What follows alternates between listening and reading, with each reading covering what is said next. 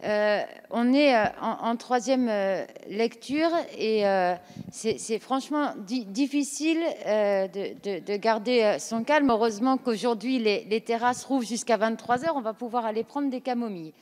Ça fait plusieurs fois qu'on explique que la GPA est interdite dans notre pays et que nous sommes plusieurs, et pour ne pas dire tous les partis ou mouvements politiques sur nos bancs, à être opposés à cette pratique. Je ne sais pas en quelle langue il faut le dire. Est-ce qu'il existe dans notre pays des militants qui veulent cette pratique? Oui, mais évidemment. Enfin, au nombre de militants qui veulent des choses... oui, on est en démocratie. Il faut bien que les gens puissent avoir des envies et des idées quand même dans notre pays. Et heureusement qu'ils peuvent les exprimer. Mais on n'arrête pas de vous expliquer que sur tous les bancs, ici, c'est peut-être la seule unanimité qu'il y a sur nos bancs, nous sommes tous opposés à la GPA. Pourquoi on passe des heures et des heures à parler de ce sujet? On passe des heures et des heures à entendre parler de l'intérêt supérieur de l'enfant. Et on nous explique pendant des heures que là, parce que les parents sont allés pratiquer une GPA dans un autre pays, l'intérêt supérieur de l'enfant, on va le mettre de côté sur le coup là, parce que les parents, quand même, ils ont fait un truc pour lequel on n'est pas d'accord. Mais attendez, on peut être sérieux un petit peu aussi. Là, on parle d'enfants qui sont nés. On en fait quoi?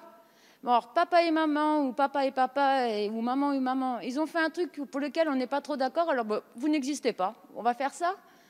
Bon, ces enfants, ils existent.